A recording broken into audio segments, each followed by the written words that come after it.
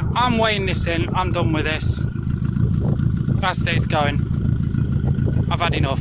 That's the second engine and it's done that one. So, yeah. Right guys, so what you saw there was a quick clip Ben took last night. Getting a bit close to my face there.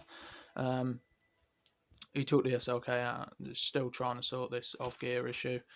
Well, he doesn't know whether it's off-gear or the transmission. He thinks it's more the transmission right now, but yeah, he took it out for a run. Coming back, it started to misfire and steam again.